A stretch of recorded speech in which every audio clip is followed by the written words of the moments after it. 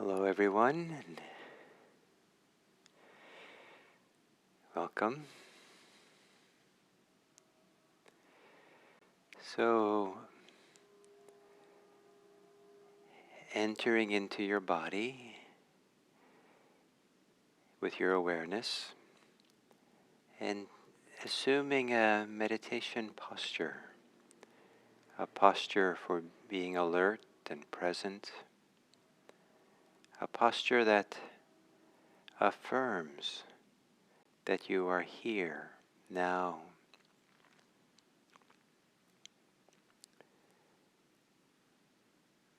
And to gently closing your eyes,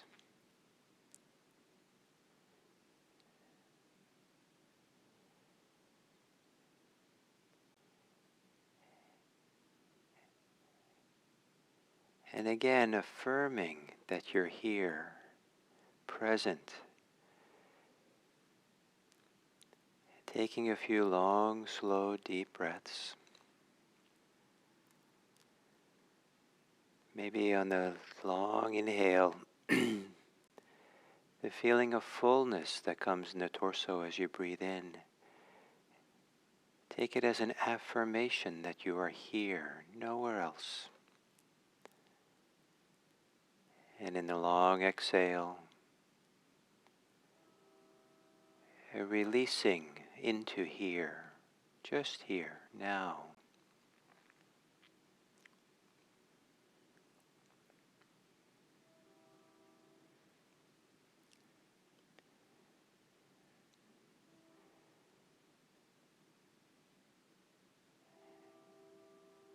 Letting your breathing return to normal. And as you exhale, relaxing your body.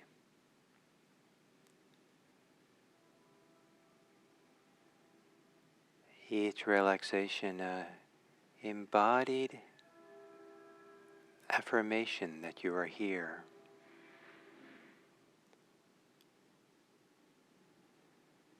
Here in this body, at this time. On the exhale, softening in the face.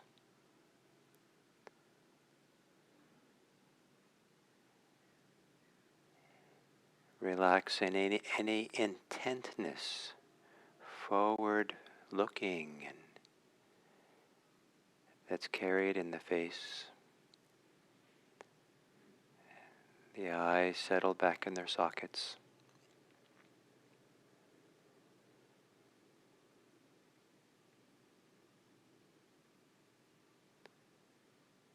On the exhale, softening in the shoulders.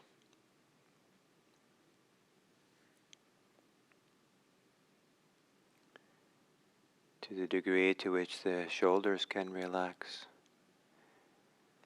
it's an affirmation of their trusting, relaxed ability to trust the moment, not tense against it.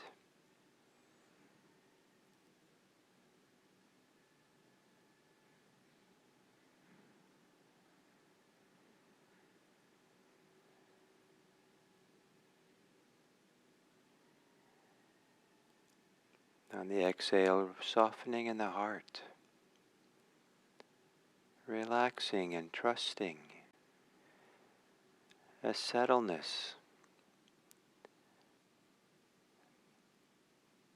a relaxation in the heart.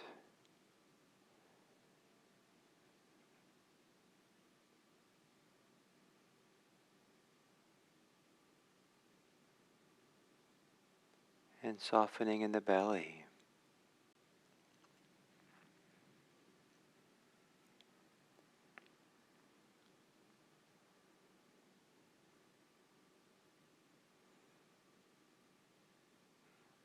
And relaxing anywhere else where you might be holding tight or stiff, the arms and the fingers.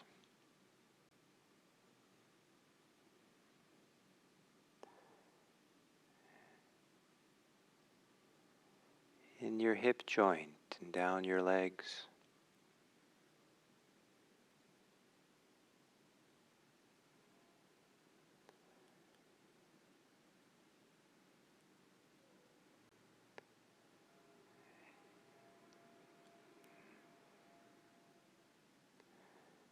Perhaps relaxing, softening in the spine.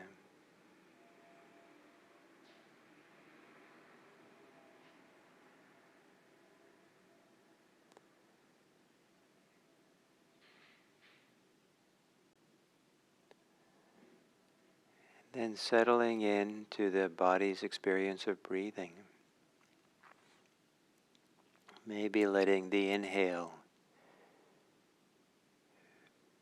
be a kind of gentle affirmation of being here.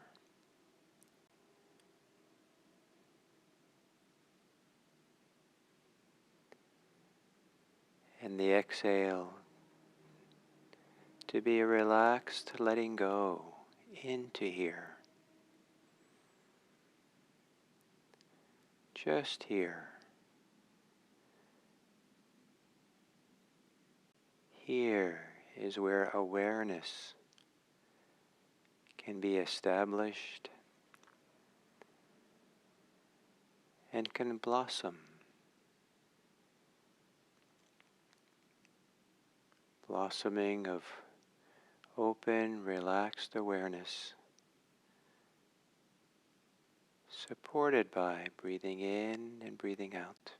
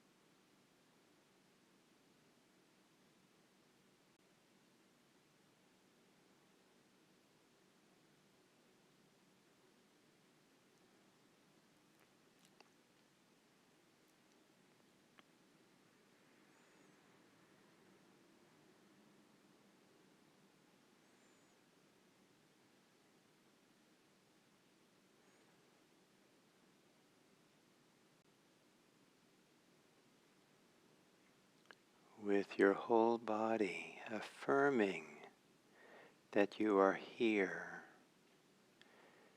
feeling the weight of your body, maybe against your seat, the substantiality of your body.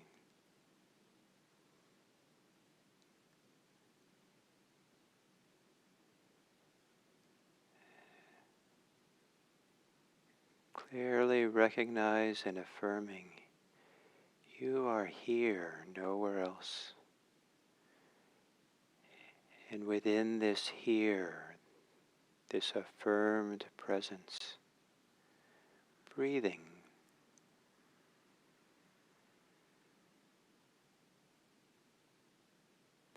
as the primary physical activity that's occurring as you sit quietly.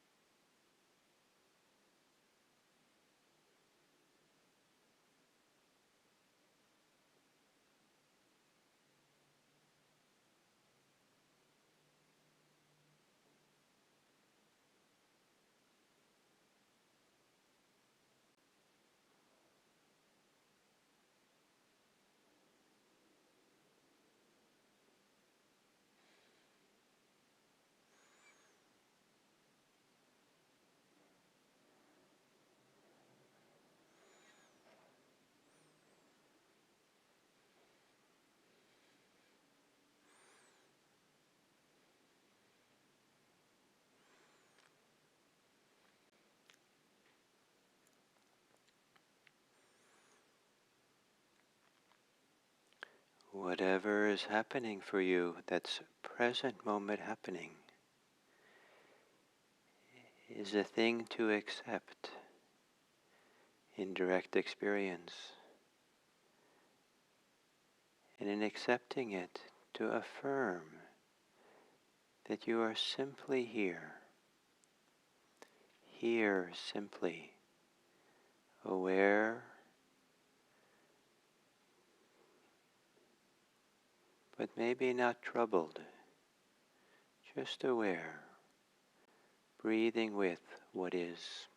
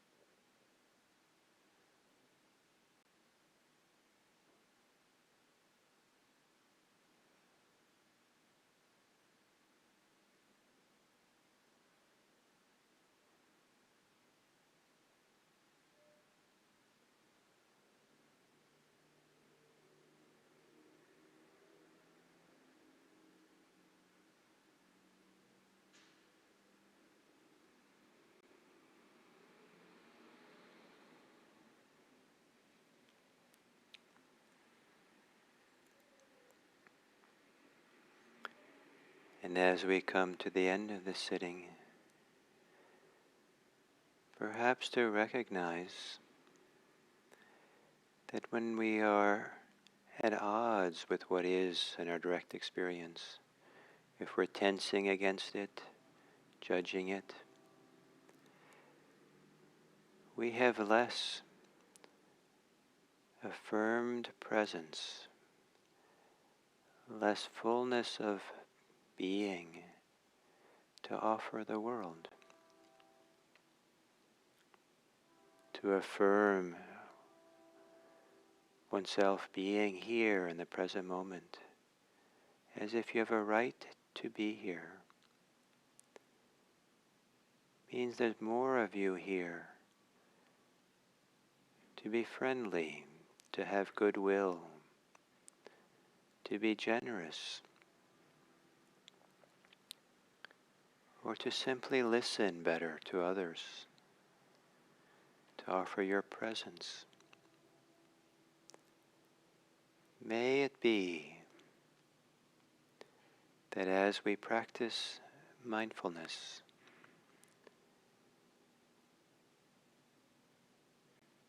it gives us the ability to be more present for others, more caring for this world.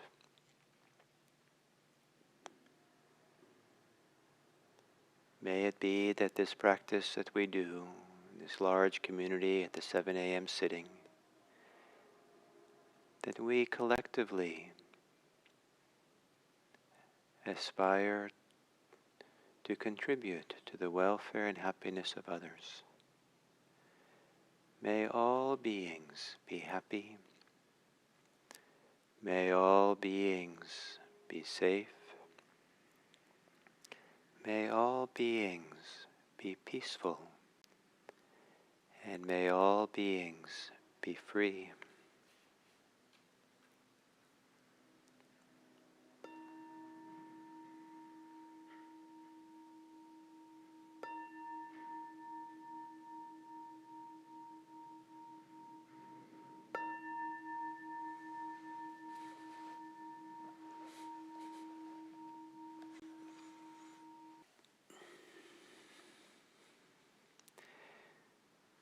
Often in the teachings of the Buddha, he lists our experience in terms of body, speech, and mind, or our activities as being activities of body, activities of speech, and activities of mind. And it's usually the body, which is activities, which are mentioned first in these kinds of lists. And part of the reason for that is the physical activities we do, walking, talking, eating, is not only the most obvious to notice. There can be seen by other people. They're much more obvious than sometimes than we are aware of our speech, and certainly can be more obvious than how we're aware of our mind and mental activities. And in being more aware of them, we also have more choice, more ability to do something about our activities than maybe our speech sometimes, and also especially our minds. That seems sometimes to be an automatic pilot. And so the training in Buddhism begins classically with attending to our actions. And because that's where it's easiest, in a sense, to bring mindfulness to and to see clearly. And it's the easiest to have some choice about what we do within our actions. So here in this discourse we're going through, the teachings of the Buddha and the 4 foundations for awareness, the first foundation is the body. And in the beginning of the body exercises has to do with activities. So the first one, breathing, is a physical activity. When we sit still, it's usually the largest activity, biggest activity of the body. And then with experiencing the breathing, experiencing the whole body, just taking in the body in whatever way it comes, and then relaxing it, calming this body. And so this body, we might not be able to calm our mind, but we might be able to relax this body to some degree. It's more accessible sometimes. And then we're aware of our postures that we're in. And then this third exercise is aware of the activities that we're doing.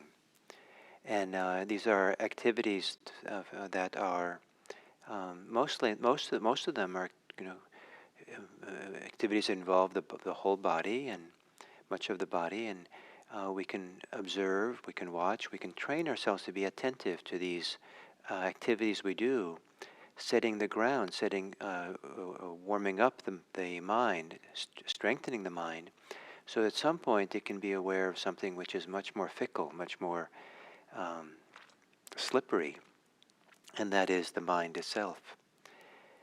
And so in a sense, mindfulness activity is preparing the ground for a fuller experience of mindfulness. But mindfulness of the activities, physical activities that we do, has another very important role. And that is that our activities are a mirror for what's happening for us. Mirror to see ourselves better. And this idea of our activities being a mirror, it goes back to the Buddha's teachings to his own son, when his son was relatively young, and encouraged him to use his activities of body, speech, and mind as a mirror to understand himself. But he offered particular criteria of what to see in this mirror. And part of what we want to see is whether what we're doing is causing harm to oneself or to others. To really see that, this ethical component of mindfulness is really important. And we want to see whether what we're doing is wholesome or not wholesome, whether it's nourishing, whether it brings a sense of goodness and warmth or nourishment to ourselves, or it does the opposite. And then also we want to know if it also brings suffering or whether it brings happiness. And so these kind of reflections of what's the impact, what's the result of the activities we're doing, is part of the role of seeing our activities as mirrors. So it's not simply being aware of the activity in and of itself, which can be quite delicious just to be there fully for it. But as we kind of develop this capacity for mindfulness, it's also taking in the impact, the influence, the effect of these activities we have. And so when the Buddha talks about full awareness of activities, uh, this kind of using activities as a mirror is important. And then as it's a mirror, we see what we have choice about. So if we're hurrying to do something and we see, is this nourishing us or not, then we see, well, actually, we're not being nourished. We're not taking in the full experience and being present in a way that offers some deep support for our being. And but rather we're kind of draining ourselves or shortchanging ourselves. And this can be, for example, with eating food. Um, to take your time to eat food, to take in not only the food properly, but to enjoy it, to take in the nourishment of it, to feel and sense the goodness of caring, and maybe someone has cooked for you, and what it's like for the body to process that food and to take it in. Yesterday I had this delicious soup for lunch that um, I was hungry, and it just felt so wonderful to take it in, to feel it kind of, it felt like it was like almost like medicine for myself. And it just felt good to be there, present for it, as opposed to, uh, you know, reading emails while I'm eating, and not really taking it in. So this ability to then make a choice. I'm not going to do emails. I'm going to be there with the soup, and just be with that. Rushing, rushing anywhere. If you're driving your car, you're rushing. Is that the way to be nourished? Is that the way to be benefited, to feel somehow the growth of attention and a kind of a feeling good about being in your own skin? Probably not. Probably rushing takes you out of your skin or disconnects you to some way. So to use the activities as a mirror of something deeper and important for us as we go through life. Sometimes in the teachings on mindfulness, the emphasis seems to be so much on certain schools of mindfulness, on just being present for things as they are, to just feel the immediacy of it. And then there's no emphasis on taking in the bigger picture, the impact, the influence it has on us. As we take in this bigger impact, then we can make choices about what to do and what not to do. Learning to do this with our physical activities is also preparing the ground for later when we do it for speech. Later we start doing it for, more importantly, for the mind. The mind is really the origin, the source for our physical activities, our speech activities. And so to get a sense and feeling for what it's like to shift gears, to move into a wholesome direction, to move away from that which debilitates us or drains us, in the mental activities as well. That's coming. It's much more difficult. But to learn to do that in terms of physical activities prepares the ground and gives us a sense of how to do it. And if we do it in a relaxed way, but it builds and becomes stronger over time, it's like we're developing a muscle. And that muscle at the right time can be applied to the mind. But if we live a mindlessly in the activities of our life, then we're not developing that capacity that's going to be eventually in Buddhism directed to the mind itself and mental activities. And what we'll see as we get into this is the mental activities are quite, get more and more subtle, what we see, but the subtlety of it is not inconsequential. That's where some of the core operating principles are for our lives. And so to be able to touch into those and be able to use them as a mirror and have some choice about them, what to let go of and what to encourage, is a very important part of this practice. So the message for today is that in training mindfulness, developing awareness in physical activities, it's phenomenally important for what we're going to do, as this mindfulness practice develops and goes on. And you can try this in your daily life, is be present for the activities you do, but not just the activity in and of itself, but being present as a mirror. So you can, in the fuller picture, you're opening up more in fuller picture, you see what impact does this activity have, or what impact does the way you do the activity have on yourself? Is it healthy for you? Is it wholesome? Is it beneficial, the way you do it? And if not, can you find a way to do it that feels good? And kind of to repeat what I said a few days ago, one of the guidelines for what is maybe wholesome and beneficial is that which is beautiful. To live in beauty, to act in beauty, to see how to be in the world with beautiful activities. And how would you walk down the sidewalk in a way that, not for other people, but for yourself, it was beautiful? Or how would you clean your dishes? How would you clean your home? How would you go about if the activities you do had the capacity to really nourish you, support you, develop something beautiful and wonderful inside? So I'll read one more time this passage. Oh no, I don't have it here now. So we'll have to do it another time. And I hope that you will stay closely mindful, attentive to the activities of your day, and see if how that supports something wonderful, wonderful possibilities for you, and for what you can offer other people. So thank you, and we'll do one more day on these activities, mindfulness of activities, and that's tomorrow. And then Monday we'll start with a whole new orientation on the fourth exercise of Satipatthana. So thank you.